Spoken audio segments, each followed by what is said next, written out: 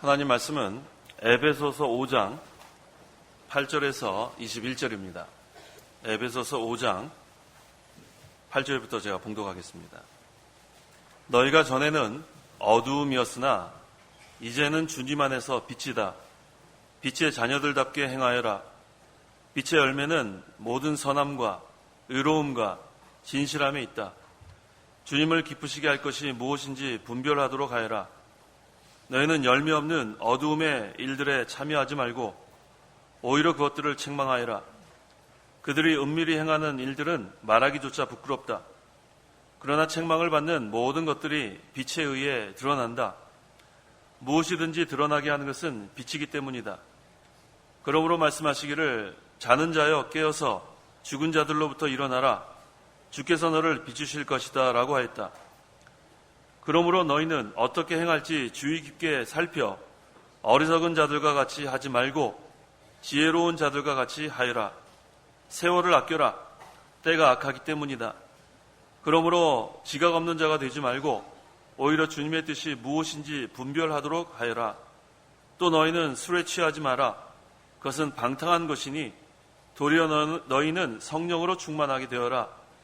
시와 찬미와 영적인 노래들로 서로 화답하고 너희 마음으로 주께 노래하고 찬송하며 모든 일에 항상 우리 주 예수 그리스도의 이름으로 하나님 아버지께 감사드린다.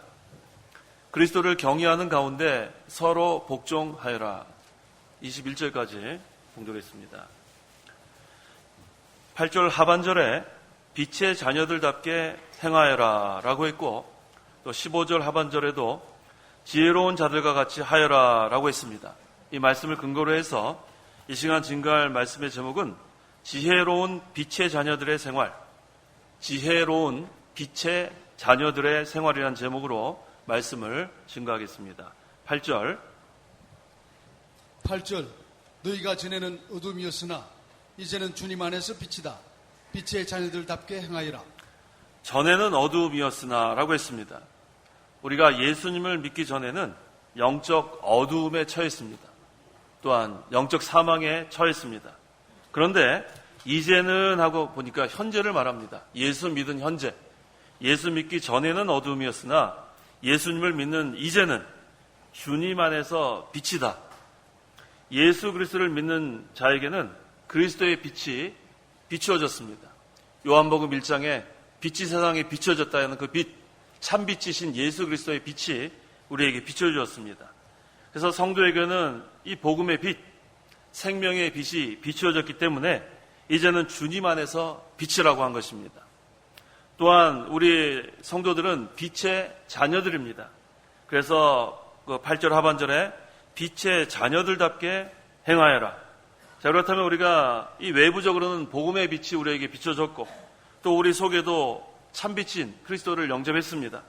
이제 우리가 그 빛을 나타내어서 하나님께 영광을 돌려야 되겠는데, 마태복음 5장 16절 어떻게 하나님께 영광을 돌릴 수 있습니까? 16절 이와 같이 너희 빛을 사람들 앞에 비추어서 그들이 너희 선한 행실들을 보고 하늘에 계신 너희 아버지께 영광을 돌리게 하리라. 너희 빛을 사람들 앞에 비추어서 그들이 너희 선한 행실을 보고 하늘에 계신 너희 아버지께 영광을 돌리게 하여라. 선한 행실을 통해서 우리가 하나님께 영광을 돌릴 수 있습니다. 성도가 이 영적으로는 이미 빛의 자녀가 되었습니다. 그런데 이것을 이 세상에 사는 동안에 선한 행실을 행함으로써 또 그 빛을 나타내고 또 하나님께 영광을 돌릴 수 있습니다. 그래서 우리가 항상 세 가지 면을 기억해야 합니다. 영적인 면과 인격적인 면과 이 도덕적인 면, 이 면으로 하나님의 형상대로 우리가 지음을 받았는데 이제 우리가 주님 안에서 빛이라 했습니다. 이제 영적으로는 우리가 다 회복이 되었어요. 중생했습니다. 이제는 그 중생한 영이 하나님과 늘 영적으로 교통하고 우리가 하나님께 예배할 수 있고 기도할 수 있는 그러한 자가 되었는데, 그뿐만 아니라 인격적인 면이나 또 도덕적인 면을 통해서 우리가 선한 행실을 행해야 합니다. 그래야만 하나님께 영광이 돌아간다고 했습니다. 또 9절에 빛의 열매는 모든 선함과 의로움과 진실함에 있다. 이 빛의 열매가 또 중요합니다. 이 세 가지를 기억해야 돼요. 선함과 의로움과 진실함. 그래서 우리가 이 선한 행실을 구체적으로 이 본문에서 증거하는 거예요. 선한 행실을 통해서 빛을 나타내고 또 그것을 통해서 하나님께 영광을 돌려야 되겠는데 구체적으로 세 가지가 무엇인가? 그것은 선함과 의로움과 진실함입니다. 그래서 이 세 가지를 가지고 우리가 이 성령의 열매 맺혀나갈 뿐만 아니라 하나님께 영광 돌릴 수 있습니다. 그 다음에 그 11절에는 그와 대조적으로 너희는 열매 없는 어두움의 일에 참여하지 말고 라고 했습니다. 이 열매 없다는 것은 빛의 열매가 없다는 거예요. 성령의 열매가 없다는 것을 여기서 의미합니다. 그렇다면 여기 어둠의 일들은 무엇인가? 그 어둠의 일들 구체적으로 로마서 13장 12절에서 14절 12절 밤이 깊었고 낮이 가까이 왔으니 그러므로 우리가 어두움의 행위를 벗어버리고 빛의 갑옷을 입자.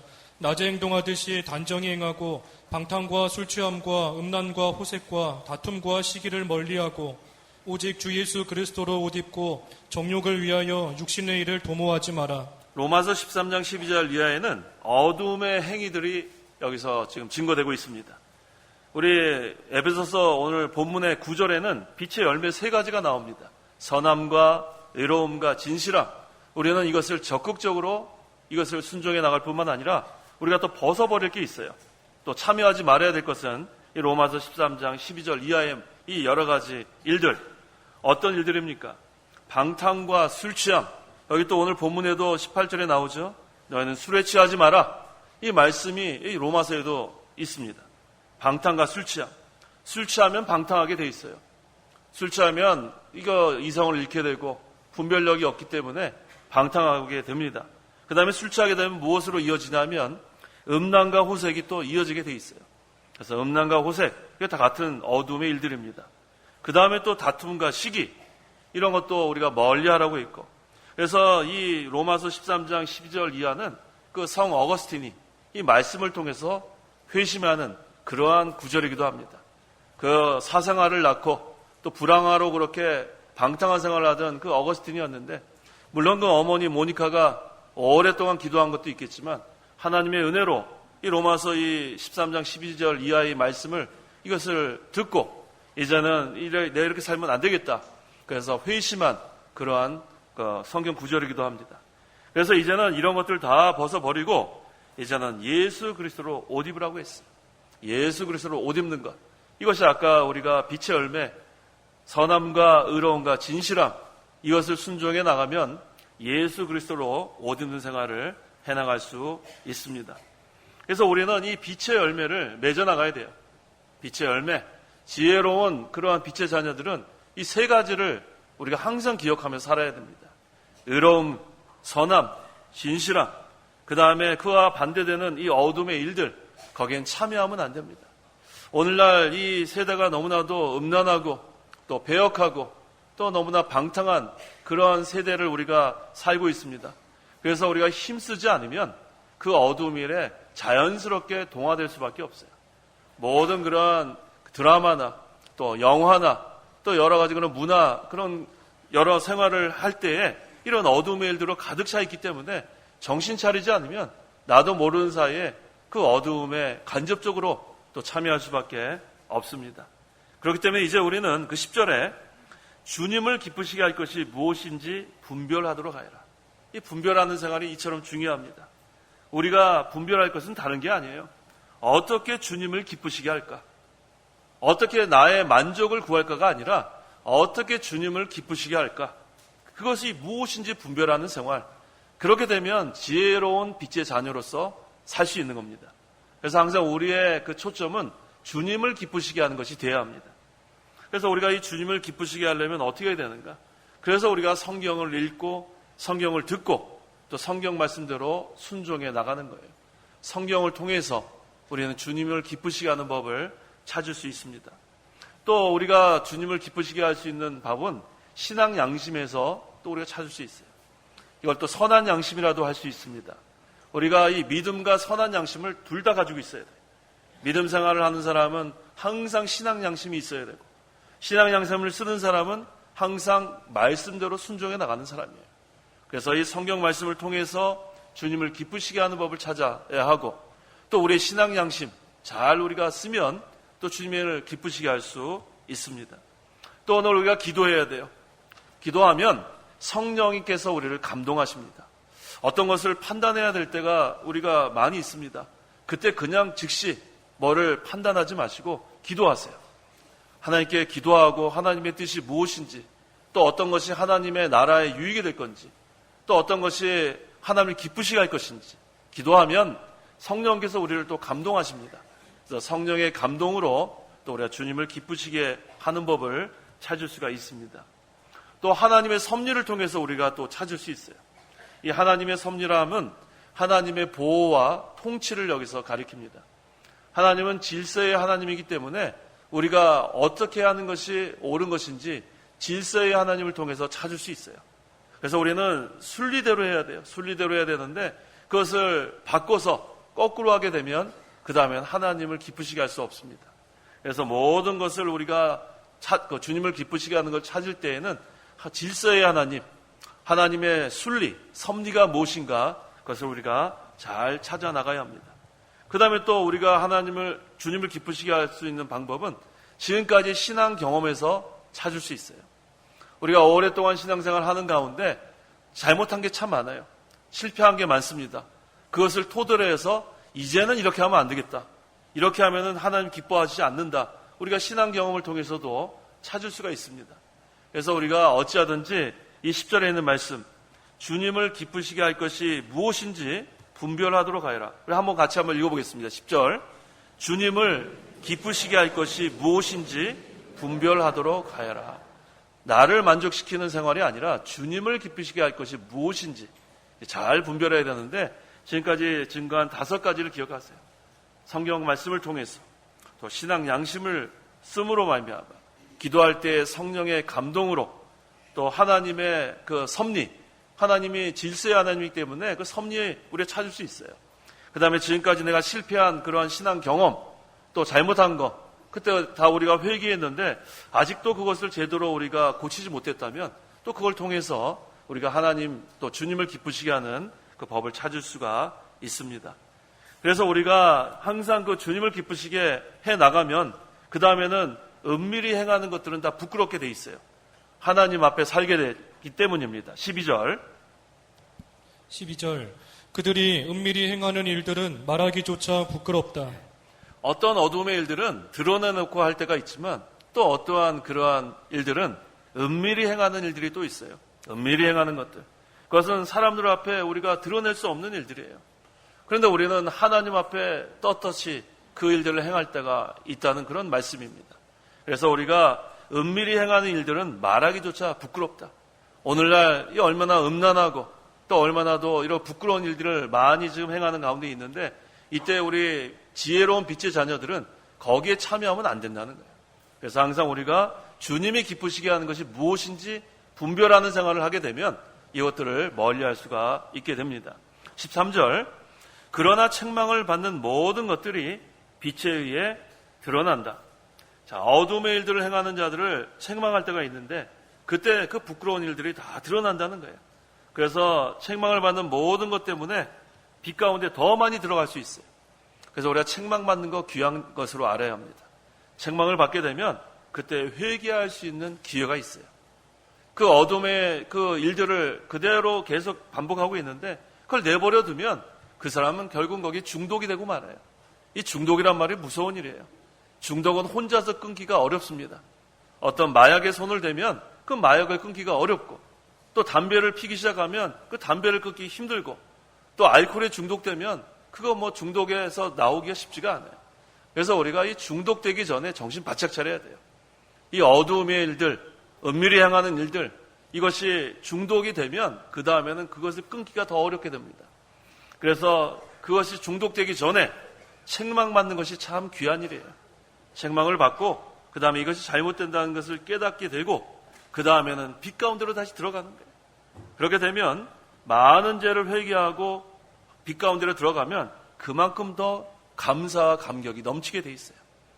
우리가 하나님의 은혜에 감사하는 것은 회개 많이 하는 사람들이 많이 감사하게 돼 있습니다. 그저 회개하지 않고 그냥 사는 사람들은 구석에 은혜에 감사하는 생각을 못하고 또 무엇이 감사한지도 모르는 거예요.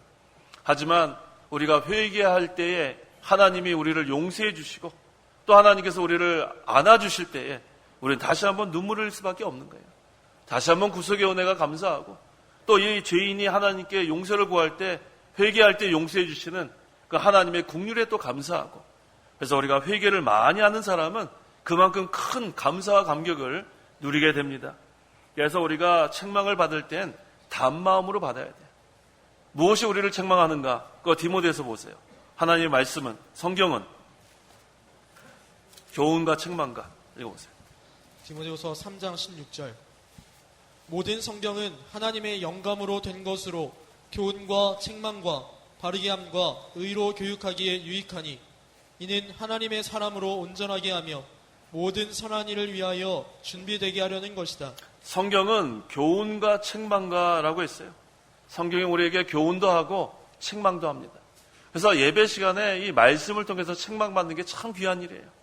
우리가 이 자리에 나와서 제가 뭐 좋은 말만 할 수는 없습니다. 저 자신도 이 말씀을 통해서 책망을 받고 또 우리 성도 여러분들도 말씀을 통해서 또 책망을 받고 근데 그때 단마음으로 우리가 책망받는 게 귀한 일이에요. 그래서 내가 이제 이렇게 하면 안 되겠다. 그 다음에 거기서 돌이키고 또 우리가 회개하고 그 다음에 또 하나님께서 우리를 용서해 주시고 그러면 우리가 이 마음속에 기쁨이 넘치는 거예요. 감사가 넘치는 겁니다. 그래서 우리가 이 예배 시간에 나와 이 말씀을 통해서 교훈을 받고 책망받는 게 얼마나 귀한 일인지 몰라요. 그래서 우리가 이 예배 시간에는 단마음으로 우리가 이 모든 말씀을 들어야 돼요. 저 말씀이 나를 지금 뭐 나한테 하는 말인가 자기한테 말 듣는 자체가 책망받는 게 얼마나 좋은 거예요. 근데 저는 누구를 향해서 뭐 이렇게 저 사람 그렇게 하지는 않습니다. 제가 여기 이렇게 많은 분이 계신데 누구를 제가 그렇게 하겠어요. 저도 이 말씀 앞에서 책망을 받고 또 모든 우리 성도 여러분들도 말씀 앞에서 책망을 받는 거예요. 그러면 우리가 여기서 나에게 잘못된 것이 이렇게 깨달아졌을 때 그것을 고치는 것, 이게 참 귀한 마음이고 그것이 바로 단마음입니다. 그래서 하나님께서 이 말씀을 통해서 성령께서 우리를 감동하시는 거예요. 그 완고하고 강팍한 마음이 이 성령이 또 마음을 감동하니까 부드러운 마음, 고기처럼 부드러운 마음으로 우리가 또 바뀌는 거예요. 그래서 이 성경 말씀, 이 진리의 영이신 성령께서 이 성경 말씀을 가지고 진리를 가지고 우리 마음을 감동시킬 때 우리가 큰 은혜를 받을 수 있습니다. 그래서 이제 우리가 여기 있는 말씀처럼 책망을 받는 모든 것들이 빛에 의해 드러난다. 그러니까 책망을 받으면 이제 더 이상 어두움이가 단절하는 거예요. 그 다음에 회개하고 이제는 빛의 자녀로서 지혜로운 빛의 자녀로서 살아갈 수가 있습니다. 14절 무엇이든지 드러나게 하는 것은 빛이기 때문이다. 그러므로 말씀하시기를 자는 자여 깨어서 죽은 자들로부터 일어나라. 주께서 너를 비추실 것이다. 라고 하였다. 자는 자여 일어나라. 성도는 신앙의 잠에서 깨어서 일어나야 돼요. 너무 오래 자면 안 돼요. 우리가 피곤해가지고 너무 오래 자잖아요. 뭐 열 몇 시간 자고 나면 그 다음에 무기력해져요. 너무 오래 신앙의 잠 자면 그 사람은 무기력해져서 아무 일도 못합니다. 그래서 이제 깨어날 때가 되었어요. 여기는 말씀처럼 자는 자여 신앙의 잠에 빠진 자들 이제는 일어나라 깨어나라. 그래서 성도가 신앙의 잠을 자게 되면 영이 죽은 건 아니에요. 영이 왜 죽습니까? 영적 생명의 역사가 없다는 그런 말씀이에요. 생명 있는 신앙생활을 하려면 신앙의 잠에서 깨어나야 합니다. 그래서 우리가 신앙의 잠에 이렇게 들게 되면 이 말씀이 도무지 은혜가 되지 않습니다. 뭐 신앙의 잠에 들었는데 자는 사람한테 아무리 말해도 그 사람은 들을 수가 없어요. 뭐 코 골면서 자는데 아무리 얘기해도 나 뭐 했는지 하나도 그 다음날 모른다 그럽니다. 마찬가지예요. 신앙의 잠에 든 사람은 생명의 말씀이 도무지 생명의 말씀으로 역사할 수가 없습니다. 그래서 우리가 신앙의 잠에서 깨어나면 그때부터 하나님 나라가 임하는 거예요. 영적 하나님 나라가 우리 심령에 이미 임했지만 거기에서 하나님께서 역사하시는 거예요. 그래서 우리가 신앙의 잠에서 깨어나고 힘을 내는 그런 신앙 생활, 그렇게 되면 이 마귀가 미혹하기 힘들어요. 하나님이 통치하시는데 어떻게 마귀가 미혹합니까? 그래서 제일 우리가 시험에 들기 쉽고 상처받기 쉬운 게 바로 신앙의 잠에 들었을 때. 신앙의 잠에 들으면 무슨 말을 하든지 자기한테 하는 말로 하면서 시험에 들을 수 있어요. 하지만 신앙의 잠에서 깨어나면 그 말씀이 생명의 말씀으로 바뀌게 됩니다. 은혜의 말씀으로 바뀝니다. 그래서 우리가 신앙의 잠에 빠지면 안 돼요. 죽은 자들로부터 일어나라.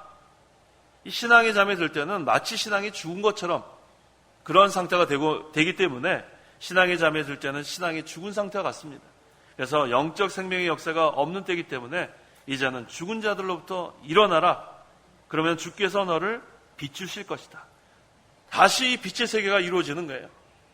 하나님 나라가 이미 이루어졌는데 이제는 신앙의 잠에서 깨어나면 다시 빛이 환하게 비치는 거예요. 그러면 그 어두웠던 마음이 다시 환해집니다. 근심 걱정 있던 그런 마음이 다 없어지고 그 다음에 하나님의 위로가 또 임하게 되는 거예요. 그래서 이 하나님 나라는 하나님의 통치를 받는 게 하나님 나라예요. 신앙의 잠에 들 때는 자기 주장이 강할 수밖에 없어요. 신앙의 잠에 들면 자기가 하려는 생각이 강할 수밖에 없습니다. 하지만 신앙의 잠에서 깨어나면 그 다음엔 주께서 너를 비추실 것이다. 환한 빛의 그런 세계가 이루어지니까 그 다음에는 겸손해지게 돼요. 그 다음에는 나의 연약함이 발견이 됩니다. 나의 부족함이 발견이 됩니다. 그 다음에는 내가 할 수 없다는 것이 깨달아져요. 그래서 사도 바울은 내가 약할 때 강하다고 한 거예요. 내가 약할 때 그리스도의 능력이 내게 임한다고 했습니다. 내가 약하면 하나님이 역사하십니다. 근데 내가 하려고 그러면 하나님 역사 안 하셔요. 그냥 내버려 둡니다. 그래서 내가 하려고 하면 우리는 하나님 기뻐하시는 그런 주님이 기뻐하시는 일을 할 수가 없어요. 하지만 우리 심령의 빛의 세계가 이루어지고 하나님의 통치를 받게 되면 그 다음엔 내가 부족한 것이 환하게 비춰져요. 내가 참 되지 못했구나. 내가 만들어지지 못했구나. 이 부족한 게 뭘 하겠는가. 그때는 하나님을 전적으로 의지하게 됩니다. 하나님 좀 붙들어 달라고. 그때는 기도가 아주 간절한 기도가 나와요. 하나님 저를 좀 붙들어 달라고. 하나님이 아니면 아무것도 할 수 없다는 그러한 심령이 되면 그때 하나님이 역사하시는 거예요. 그때는 강하게 역사합니다. 그래서 우리가 항상 주께서 우리를 비칠 수 있도록 항상 우리의 죄를 회개하고 이제는 우리가 항상 하나님의 통치를 받는 그러한 상태가 되어야 합니다. 그래서 이 말세를 사는 성도는 정신을 바짝 차려야 돼요. 이 세대가 너무나도 음란하고 배역하고 우리가 정신 못 차리도록 이렇게 혼돈하게 만드는 그러한 때이기 때문에 정신 차리고 깨어 있어야 합니다. 베드로후전서 5장 8절 9절 8절 정신을 차리고 깨어있으라. 너희의 대적마귀가 우는 사자같이 두루다니며 삼킬자를 찾고 있으니 너희는 믿음으로 굳게 서서 마귀를 대적하여라. 정신을 차리고 깨어 있어라. 신앙의 잠에서 이제 깨어나야 돼요. 정신 바짝 차려야 합니다. 왜냐하면 이 마귀가 우는 사자같이 좀 삼키려고 해요. 마귀가 우리를 죽일 수는 없습니다. 하지만 상처를 많이 내게 할 수는 있어요. 이 마귀의 공격받아갖고 상처가 막 피투성이가 될 수도 있어요. 그래서 우리가 항상 깨어 있어서 이 마귀한테 당하면 안 돼요. 그래서 여기 믿음으로 굳게 서서 마귀를 대적하여라. 항상 이 믿음과 선한 양심 이것을 가지고 하나님 의지해 나가면 우리가 이길 수 있습니다. 15절 그러므로 너희는 어떻게 행할지 주의 깊게 살펴 어리석은 자들과 같이 하지 말고 지혜로운 자들과 같이 하여라. 자, 우리는 빛의 자녀들이기 때문에 이제 지혜로운 자들이에요. 왜 빛의 자녀들이 어리석은 자들과 같이 행합니까? 우리는 항상 지혜로운 빛의 자녀가 되어야 돼요. 그래서 이 지혜의 말씀인 성경 말씀을 가까이 하십시오. 빛의 자녀들이 성경 말씀을 멀리하면 지혜로운 빛의 자녀로 살 수는 없어요. 바로 이 성경 말씀이 우리에게 지혜 주게 돼 있어요. 그래서 위로부터 오는 지혜를 얻으려면 성경 말씀을 읽고 듣고 순종해 가면 그럼 하나님의 위로부터 오는 지혜를 우리에게 계속 공급해 주십니다. 세상의 그런 지혜, 세상의 지식으로는 우리가 하나님을 기쁘시게 할 수 없어요. 항상 기도하고 또 성경 말씀을 읽고 또 성경 말씀을 붙들고 기도하고 계속해 나가면 위로부터 오는 지혜를 계속해서 소유해 나갈 수 있습니다. 그 다음에 그 16절에 세월을 아껴라 때가 악하기 때문이다. 이게 참 중요한 말씀이에요. 세월을 아껴라. 이거의 원래 그 원어의 뜻은 기회를 사라 그런 뜻이에요. 기회를 사라. 그래서 우리에게 기회가 항상 있는 게 아니에요. 한번 기회를 놓치면 그 기회는 다시 오지 않습니다. 그래서 우리가 이렇게 하나님의 은혜로 귀한 종을 우리가 만나서 이게 귀한 진리를 배운 이 기회, 참 이게 중요한 거예요. 이제 이 지혜를, 이 기회를 우리가 이제는 또 우리가 놓치면 안 돼요. 이것을 우리가 해야 될 것은 뭐냐면 이 신앙의 계도를 이어나가는 것이 또 우리가 해야 될 일입니다. 이게 또 우리에게 주신 기회예요. 이 기회를 또 놓치면 안 됩니다. 그래서 이 때가 악하기 때문에 이제는 이 진리를 세워나가는 것이 여간 힘든 일이 아니에요. 같이 이렇게 지금까지 진리를 세워나가는 사람이라고 생각했는데도 이제 세월이 지나가면은 다 떨어져 나가게 돼 있어요. 그래서 지난주에도 증가한 대로 적은 무리여 두려워하지 마라. 끝까지 진리를 세워나가는 그 무리는 적은 무리가 될 수밖에 없습니다. 하지만 그때에도 하나님께서 주신 기회인 줄 알고 끝까지 이 진리를 세워나가야 합니다. 그래서 거기 그 17절에 그러므로 지각 없는 자가 되지 말고 오히려 주님의 뜻이 무엇인지 분별하도록 하여라. 이전에도 증거한 것처럼 주님의 뜻이 무엇인지 분별해야 돼요. 주님을 기쁘시게 하는 것이 무엇인지 분별해야 합니다. 그것이 성경 말씀에 다 기록되어 있는 거예요. 그래서 우리가 성경 말씀대로 끝까지 순종해 나가는 것, 이것이 바로 하나님을 기쁘시게 하는 일입니다. 그래서 이 주님의 뜻을 찾지 못하면 아무리 열심을 다해도 결국은 세월을 낭비하는 거예요. 열심을 먼저 내면 안 돼요. 무슨 우리가 건축을 하는데 거기에 무슨 설계도가 있고 거기에 어떤 공법이 들어가고 어떤 재료가 들어가고 모든 것을 충분히 우리가 검토한 다음에 그 다음에 건축물을 우리가 올려나가야 돼요. 근데 이것을 생각하지 않고 그냥 대충 하면 나중에 벽에 금이 다 갑니다. 엉터리로 하는 거. 그 엉터리 설계 아니에요? 왜 벽에 금이 가겠어요? 그거는 분명히 문제가 있는 거예요. 그래서 우리가 이 처음에 이 기초공사가 그렇게 중요한 거예요. 주님의 뜻이 무엇인지를 우리가 분별하고 그 다음에 이제는 지어나가는 거예요. 그러면은 기초가 튼튼하기 때문에 그 건물은 흔들리지 않는 거예요. 그래서 항상 우리가 그걸 기억해야 돼요. 항상 우리가 기억할 것은 두 가지예요. 주님을 기쁘시게 하는 것이 무엇인지, 그 다음에 주님의 뜻이 무엇인지. 근데 결국은 그것은 같은 거예요. 주님의 뜻을 찾는 것이 바로 주님을 기쁘시게 하는 법을 찾는 것입니다. 그래서 주님의 뜻이 무엇인지 분별하는 성도가 바로 지혜로운 빛의 자녀입니다. 18절 또 너희는 술에 취하지 마라. 그것은 방탕한 것이니 도리어 너희는 성령으로 충만하게 되어라. 성도는 술 마시면 안 돼요. 술 마시면 안 돼요.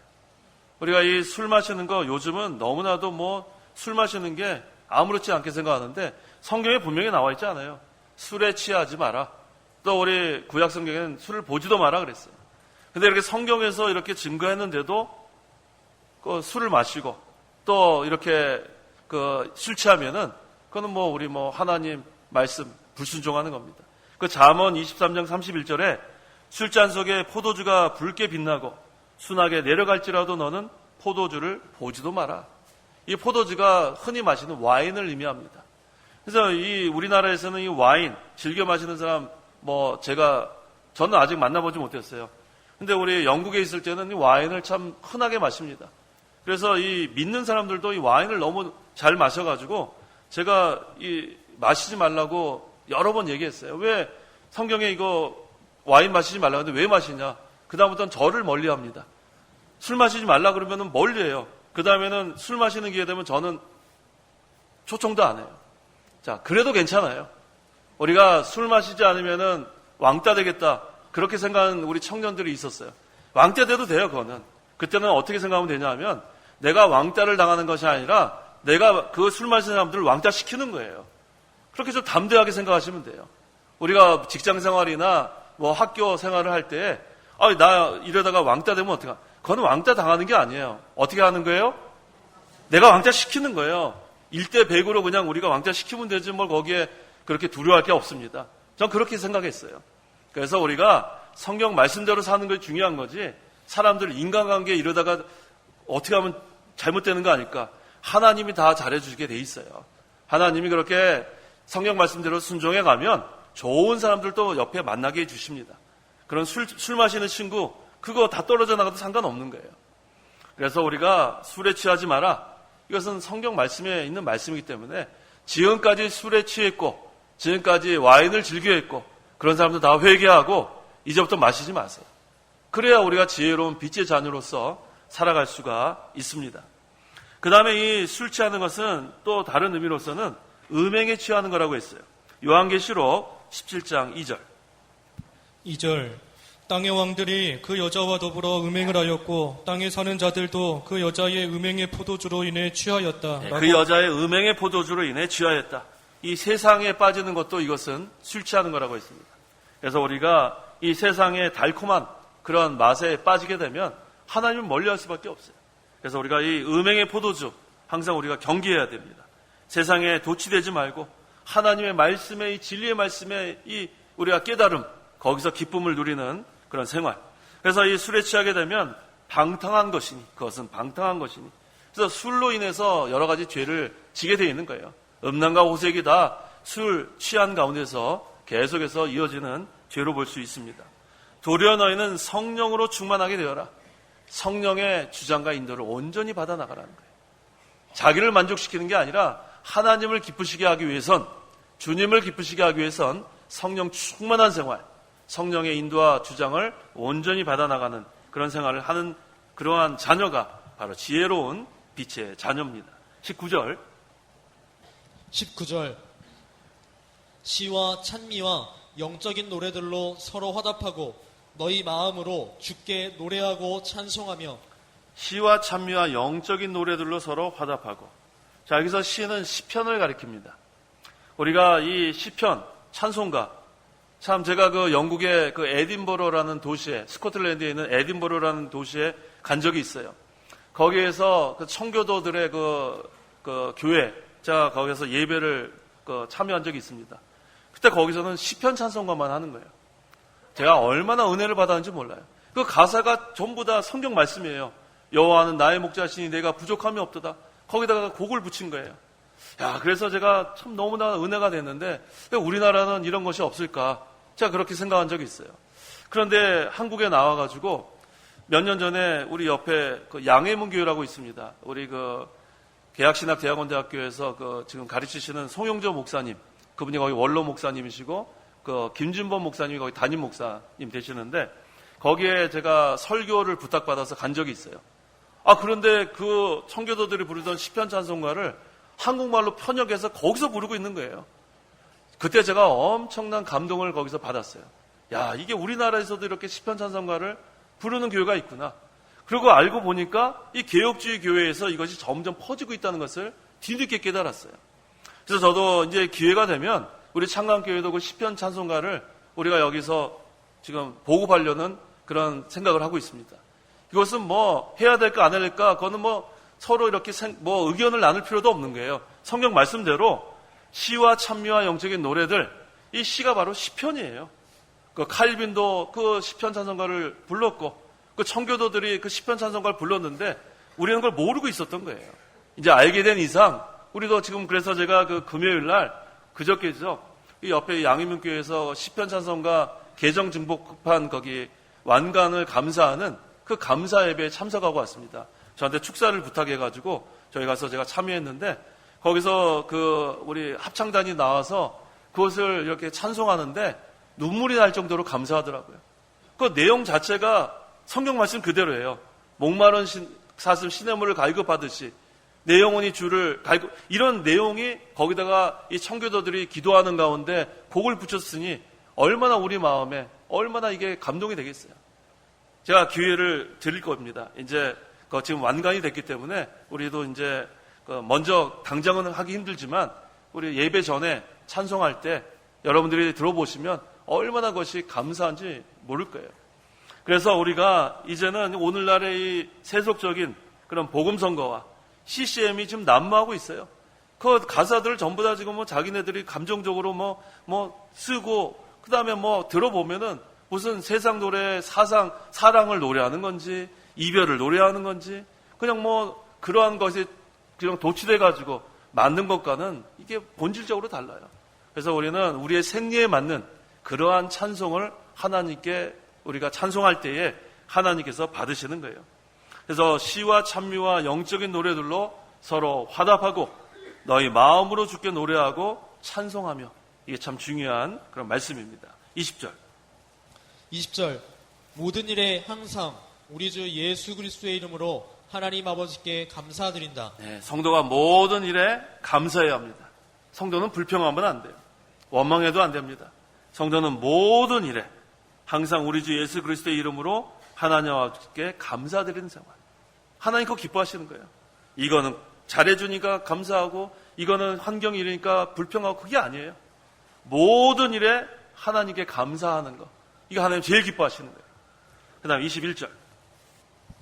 21절 그리스도를 경외하는 가운데 서로 복종하여라. 성도가 그리스도를 경외하는 가운데 서로 복종하는 것. 이것도 하나님 기뻐하십니다. 먼저는 우리가 하나님을 경외하는 생활. 이게 첫째가 돼야 되고 그 다음에는 그리스도를 경외하는 가운데 서로 복종하는 생활. 그게 바로 그리스도 안에서의 형제 자매. 그래서 우리는 서로 섬기는 생활을 해야 돼요. 서로 낮아지고 섬기고. 왜냐하면 마태복음 20장 28절에 인자는 섬김을 받으러 온 것이 아니라 오히려 섬기러 왔고 자기 목숨을 많은 이들을 위한 대속물로 주기 위하여 왔다. 예수님이 섬기러 오셨고 예수님이 희생하러 오셨기 때문에 예수님을 따라가는 지혜로운 빛의 자녀들은 이제는 섬기는 자가 돼야 돼. 그리스도를 경외하며 서로 복종하는 자. 그게 바로 그리스도를 따라가는 자입니다. 이러한 자들이 하늘나라 가면 큰 자가 되는 거예요. 이 세상에서 큰 자가 되려고 하지 말고 하늘나라에서 큰 자가 되려면 이 세상에서 낮아지고 이 세상에서 섬기고 이 세상에서 하나님의 나라를 위해서 희생하면 그러면 하늘나라에 가서 큰 자가 됩니다. 그래서 오늘 지혜로운 빛의 자녀들의 생활 한 가지만 기억하면 돼요. 어떻게 해야 주님을 기쁘시게 할까? 어떻게 해야 주님을 기쁘시게 할까? 거기에다 우리가 모든 초점을 맞추면 바로 그것이 지혜로운 빛의 자녀들입니다. 기도하시기 바랍니다. 기도하겠습니다. 하나님 아버지 은혜와 사랑을 참으로 감사합니다. 우리가 전에는 예수 믿기 전에는 어두움 가운데 있었고 사망 가운데 있었던 저희들이었지만 이제는 우리의 심령에 빛이 비춰주시고 복음의 빛, 생명의 빛이 비춰졌기 때문에 이제는 우리가 심령의 빛의 세계가 이루어지고 또 빛의 자녀로 살게 하심을 참으로 감사합니다. 이제 우리가 이 어두움의 일에 참여하지 아니하고 이제는 선함과 의로움과 진실함 이 빛의 열매를 맺어나가기를 간절히 원합니다. 우리 힘으로는 할 수 없사오니 하나님께서 긍휼을 베풀어 주셔서 우리가 하나님을 의지할 때에 하나님의 능력으로 빛의 열매를 잘 맺어나갈 수 있도록 도와주시옵소서. 우리 스스로를 만족해 하는 생활이 아니라 어찌하든지 주님의 뜻을 찾게 하시고 주님을 기쁘시게 하는 것이 무엇인지 분별해 나가며 빛의 열매를 잘 맺어나갈 수 있도록 도와주시옵소서. 예수님의 이름으로 기도하옵나이다. 아멘. 찬송가 1장.